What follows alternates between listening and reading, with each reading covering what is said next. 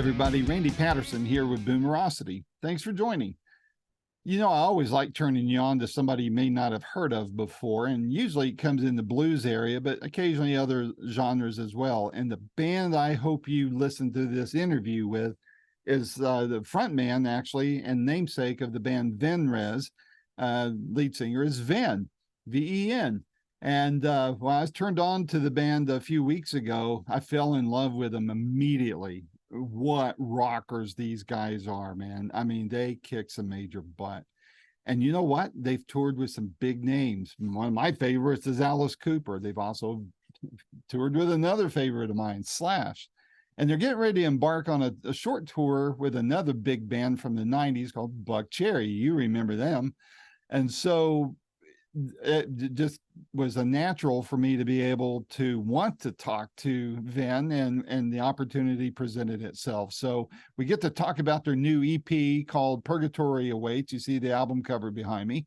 And we talk about how the album came together, all that kind of stuff, and the tour that's coming up with Buck Cherry. So without any further ado, here is my first of what I'm sure will be many more interviews to come in the years to come with Ven of the band Venrez. Until next time, this is Randy Patterson with Boomerocity. Take care. Hello, Ven. Hey, Randy. Can you see me okay? I can see you great. Thanks for All right, joining, cool. my friend. It's great to finally get to meet you. Pleasure to meet you too. Thank you for having me. Hey, so I take it you're dialing in from Southern Cal, correct? No, I actually took the plunge and moved, took my native LAS and moved to Las Vegas in January. Oh, wow. Okay. You know, I got some good LA's getting, I never thought I'd ever leave, although a lot of people are. And a lot of famous musicians, have come to Las Vegas and Henderson. It's mainly the cost of living. It's just gotten crazy there. Yeah, well, no state income tax in Nevada, so that's nice. So, that helps. Yeah, same here. I'm in East Tennessee. I'm up in the Smoky Mountains, and oh, beautiful. Yeah, low cost of living here. So if Vegas gets too expensive, come on over. The water's fine, man. So well, I have to take care of, I do a lot of stuff for my 87-year-old mom. So I need to be closer to LA. Otherwise, I would have gone to Nashville for sure. Yeah, absolutely. A lot of fun there. My dad just turned 87 a couple months ago. So we're in the same boat there. I live next door to him, in fact. So, but it's what we've got to do at our age because of what they did for us when they were our age, right? So yeah, dad left, in October 2019. Yeah, my mom married him very young, at like 17 years old. So, 67 years, and he took care of everything. So I have to be close by so I can get there quickly if I need to. No, good thing, man. You're doing the right thing. So before we get into your album and the tour, your EP and the tour, I was just curious how you and the band been around a while and done some great stuff. The pandemic hits, of course. How are things in your post-pandemic world career-wise? Is it back to normal? Is there a new normal for you? How's that all shaping up? Well, I guess once I step on stage for that first show with Buck Cherry, then it will have returned. Oh, Jesus. Sorry, I had a call come in. No it will have returned to normal. Losing 3 years was not fun.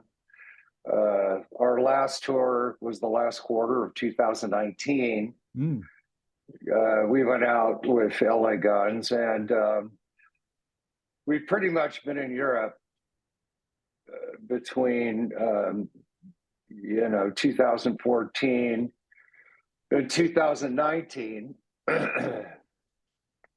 So we brought enough merch for like the 20 shows and sold out after 5. People were like, wow. Who the heck are you? Because we hadn't, we toured with Fuel in 2012 in the winter, summer with Alice Cooper, summer 2013 with Slash. And then we went over for a massive Euro tour, actually with Buck Cherry and a Swedish band, which is great. Hardcore Superstar. They were co-headlining, so we were support to them. And that was the end of 2013, going into 2014. And our first two tours were to Europe and the UK. So we pretty much stuck there until the last quarter of 2019. And the band was on fire. We got in the studio and recorded, I think, about 20 songs. Excited as heck. We were getting a lot of label interest. We'd been indie the whole time. You know, we have 5 indie records out prior to this EP, Purgatory Awaits, with Pavement Entertainment, which is, you know, a Sony Orchard rock label. You know, they have Ted Nugent, Dishwalla, Candlebox, Puddle of Mud. They got a pretty good lineup, and that new all-girl band, Plush, who's blowing up pretty nicely. And as we got to April of 2021, I just felt, yeah, God, I'm going to be another year older in January. And I felt like, I don't know if I want to go on to be 2 years behind where we should be now. And Jason, my guitar player, writes the music and produces us.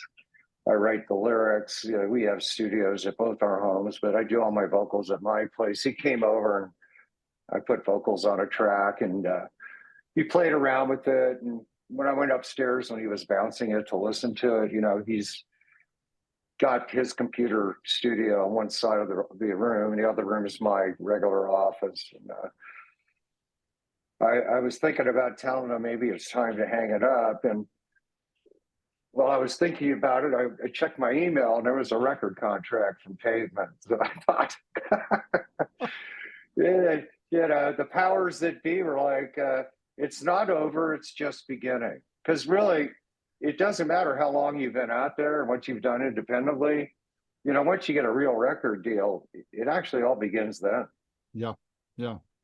Well, and as you know, anymore to get a record deal, you got to kind of bring everything with you, so it makes it easier for them, you know. And I don't know how it was with Pavement, but I hear stories all the time, man. You got to bring all the fans, you got to bring all the hard work with you, and then they want to do a 360 with you, you know. So yeah, they gave us a pretty good deal, and it wasn't a 360 deal. Oh, good. They gave us a very fair deal. And, you know, we brought some pretty good numbers with us. I mean, we have a pretty big grassroots following of, you know, well over 600,000 real fans, you know. So they liked that. We put out a music video on one song we recorded called Show Me. And that pretty much, that and our numbers had them, you know, make the offer and say, you know, give me a call. And I talked to Tim King, the VP over there. That song did make the EP. In fact, it was the first song to go to radio. The Foundation chart and the Billboard Top 40 BDS charts, they don't exist now. It's now the SMR chart. But we did hit number 2 on the Foundation secondary market chart, and we did hit 16 on the Billboard Top 40 BDS. And we just 3 weeks ago released our second single, Each and Every Day, which just made the SMR chart debut. We went from 76 to 54 to 47. So we'll see how well we do, you know, moving up the charts. Putting this EP together, how was that? I mean, because you guys have worked on what, 4 albums total, if I read correctly and listened correctly. Of all the recordings you've done with this band, how was this one different for you, putting together, writing for it, recording it, you know, hammering it all out and getting it ready for prime time? How was this different for you than the other ones you worked on? Well, you know, because Jason and I would just sit down and write a record. You know, when the pandemic hit, we just kept writing and recording and writing and recording. So I think at the time we signed with Pavement, we had about 34 songs, with 20 already recorded with the band. The other 14 a demo format.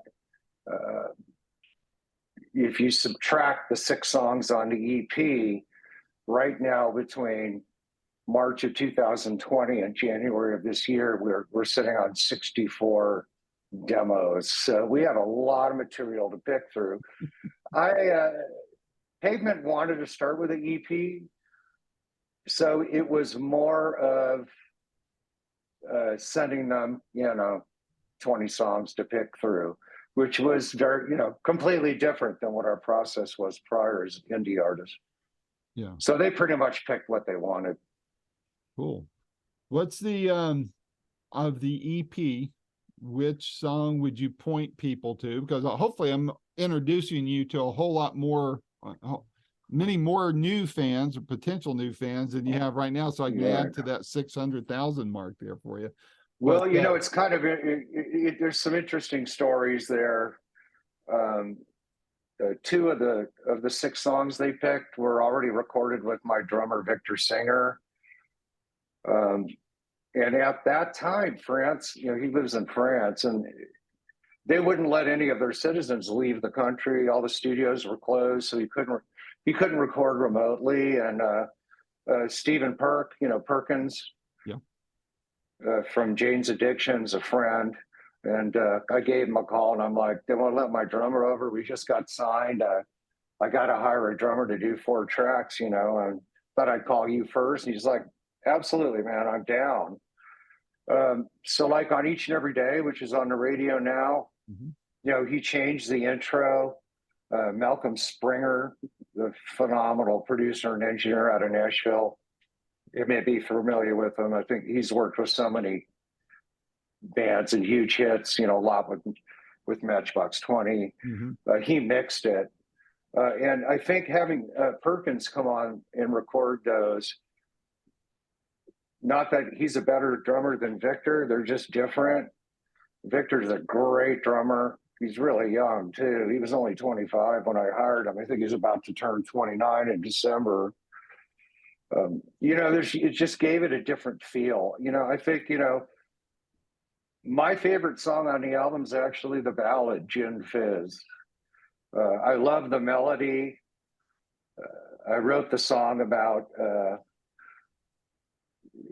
3 girls in particular who I really loved in different ways that passed away much too early in life.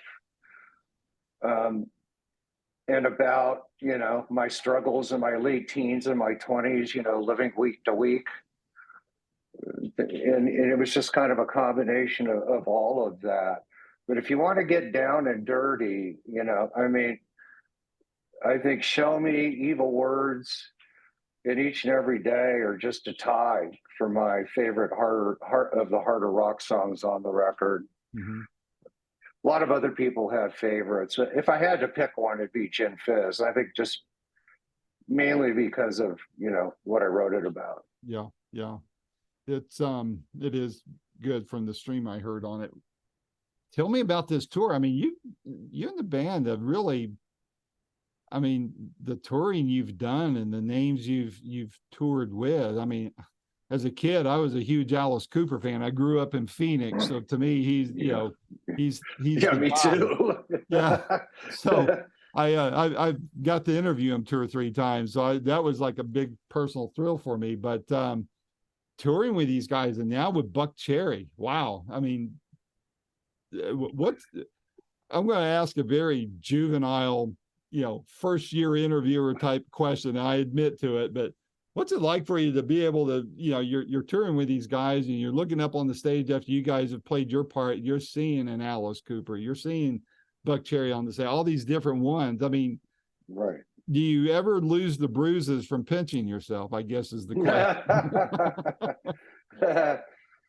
Well, when I toured with Alice Cooper and Slash, I was kind of pinching myself a bit.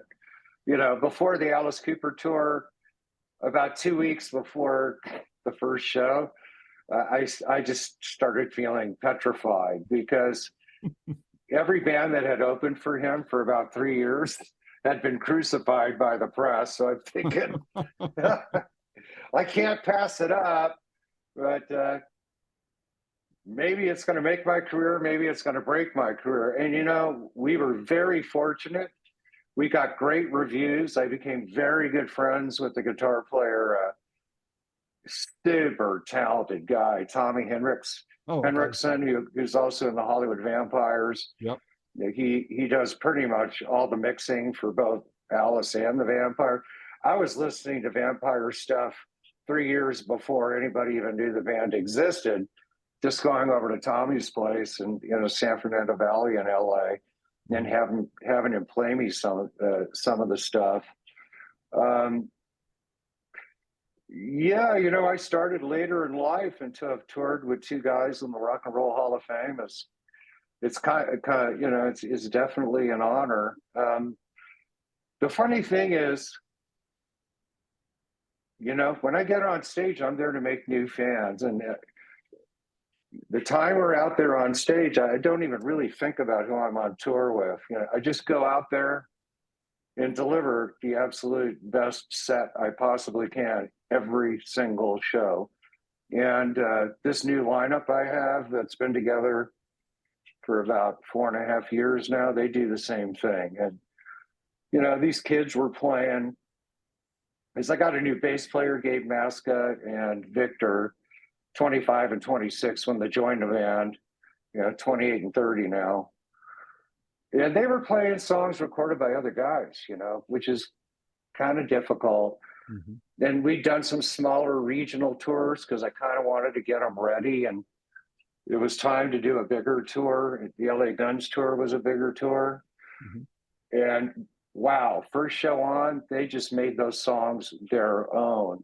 So one of the more special things about the EP, Purgatory Awaits, is it's the first, you know, body of work we've released where this lineup recorded and wrote everything together. Very cool. Very cool. I know being an opening band for big names, it's unnecessarily unforgiving. I think, you know, because fans are thinking, hey, I'm here to see, you know, whoever they're paying to see. And, you know, I don't want no stinking opening act. And then, you know, I know for me, when I've gone and I hear the opening acts, I'm like, wow, I want to know more about them, or I wind up, you know, interviewing them and that kind of thing. What have you run into? Is there any particular story or stories that you've gotten that's been like particularly uplifting from being the dreaded opening act, the one that gets the stuff thrown at possibly, and being able to walk away feeling like you kicked some major butt? Well, you know, I had some real concern with that the first time I did a tour, and I really wasn't quite sure how it was going to be received, because we are different, you know, kind of. When you hear us, it kind of feels like maybe it's something you heard before, then quickly you realize you don't. Jason's very sophisticated in the music writing. And there's some stops and things of that nature that really catch people's attention. And I've noticed, you know, really 30, 40 seconds into each set that I guess there's just some kind of charisma, the powers that be gave me, that just kind of captivate people. And you can see it, you know, you can see from the stage what's going on out there. And we have always been well received every single time we've taken the stage. Extremely well received. And, you know, that's how we built over a 600,000 following. You know, those aren't bot people. You know, these are active fans buying merch, buying tickets, and buying, you know, our music worldwide. You know, so you know, it's a really interesting question. I actually like being direct support because we go out there and just leave it all on stage, and whoever's going on after us better be somebody like Alice Cooper or Buck Cherry. We've had some people go on after us. You know, it's funny. There's been some tours where we were first. There was a support band and then the headline band.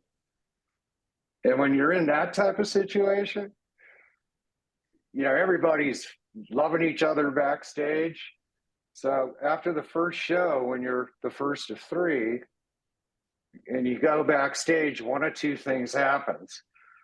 Great show, brother. You guys kicked ass, though. Yeah. Or they give you the evil eye and don't talk to you again the rest of the tour. And I have experienced both. Well, good. Well, where would you say your biggest percentage wise, where are your biggest fans located? Is it Southern Cal? Is it over in Europe? Where? No, I think it's really between I think the two biggest countries for us are without question the United Kingdom, with Scotland in particular, as well as Italy. We're huge over in those two countries, and we can headline and have headlined over there and draw a lot of people. But we need to spend some time to conquer our own country. And I think we're just going to concentrate here. Unfortunately, because of COVID, we just couldn't get on any tours last year, which was extremely disappointing. And if you look back at the tours the last half of last year, they were putting three huge names together, like breaking Benjamin, Bush, Alice in Chains, right? And Poppy, Jane's Addiction, Smashing Pumpkins. And these promoters and bands and venues, lost a lot of money because nobody could do anything. So the last half of last year, 2022, they really wanted to make up for it. And, by God's grace, powers that be, whatever you believe in, your higher power, we're on this leg of the Buckcherry tour. There's several different bands that have been on it. I mean, they're on a massive tour, man. They started in May. They're going all the way through October. We're on most of the August leg. And then they break in November and do the Western region, with Skid Row, I think, in December. So it looks like they're going strong, and we love all those guys. We're all friends. And actually, 3 of the 12 of these shows we're doing, LA Guns is touring too, and they're both with the same agency. So I think we're doing 12 shows. We're direct for 9, and then 3 of them, it's us, LA Guns, who we toured with last time, and Buckcherry. So for those 3 shows, people are really going to get their money's worth, that's for sure. So I think us and LA Guns and Buckcherry gives you some real diversity. With us, you're getting a more modern Alice in Chains type thing. LA Guns is 80s, Buckcherry's 90s, and it's a heck of a rock show. I think rock fans like all those periods. Absolutely. Absolutely. So after this tour with Buckcherry, what's on your radar?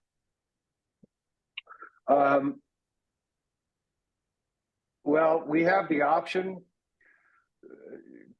to opt into doing another EP with Pavement. We also have an option to opt out of the contract and sign with a direct major like Universal. I'd like for Malcolm Springer to, produce and mix whatever it is that we do. So we are going to be going into the studio at the end of the year, and we'll either be doing an EP for Pavement or Universal, or potentially an LP for Universal if we sign with them. We have a lot of options open, and I think this tour is going to open that door that was there. Literally, we were talking to Universal 3 weeks before the shutdown on March 17th. But I'd like to be on a label like Universal with that roster, who can put us on tour with perhaps the Smashing Pumpkins, Alice in Chains, Aerosmith type level band, where we get a lot more tour support and we can be on the road a lot more. I'd like for that to happen. So we're kind of facing the unknown. The only thing I can tell you is there'll be either a new LP or EP definitely released by February or March of next year. Absolutely. And we'll pop another single out there on the radio from that body of work, and we'll be on tour shortly behind it. We're about to have 2 top 40 hits off this EP.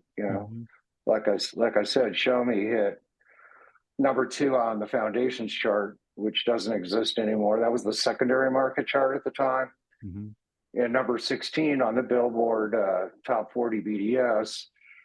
We're at 47 after week 3, so I think top 40 is obviously there. So I think, when you have 2 radio singles that are top 40 hits off a 6-song EP, I think that speaks for itself. Absolutely. Well, I hope you get near my neck of the woods. When you do, I'm going to swing by and catch a show, and whoever else you're touring with there. But when this next album comes out, EP or album, let's get together again. My door's always open to you. I love your work. Absolutely. And I like the vibe of it all. I like the energy you've got and the wind at your back pushing you forward, man. It's all good stuff. So let's stay in touch and do another one of these when that album's about to drop, and I'll do what I can to help you guys out. No, absolutely.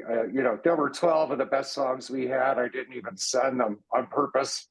So whatever comes out next is it's going to be mind blowing. We were supposed to play nearby you in Bristol. Oh, really? Yeah. The festival going on coming up here pretty soon, or was it just past? I forget which. No, it's just coming up. I think it was supposed to be. Hold on. Let me take a look. We'll finish up with this real quick. It was supposed to be on August 22nd. Okay. And I guess, I don't know what happened, but Buck Cherry's agency, TKO, canceled it, and we're playing at some huge theater in Hays, Kansas that day. Oh. Otherwise, I would have been close to you. But normally, we do play in Tennessee. Not Nashville. What's the other big city there? There's Knoxville and Chattanooga on the east side, Memphis on the west. Yeah, Knoxville. That's my backyard. There's a theater there. Yeah, Tennessee Theater and the Bijou. We played the Bijou twice, once with Alice Cooper and once with Slash. Yeah. Oh, that would have been the Tennessee. The Tennessee's the bigger of the two. So you would have done the Tennessee one, because I don't think he'd do anything smaller than I think we did the Bijou Theater. Oh, okay. Well, yeah, that's possible. I think we did. It's hard to remember, you play all those shows, you remember some of them you don't. Some of these tours, after a week, you don't know where you are, where you're going. I can only imagine. Alice Cooper, every show had a sign taped to the floor no one could see. There's some monitor blocking it that had the city and state we were in. Every single show. It's like, hello, Knoxville. Because sometimes you just don't know where you are anymore. Anyway, it was a pleasure, and I look forward to talking to you again next year after our next release radio single and tour. All right, man. I'm looking forward to it. I'm a fan. Count me in on anything, all right? I appreciate it. All right, Thank you so much. Take care and stay safe. You too. Bye-bye. Take care. Bye-bye.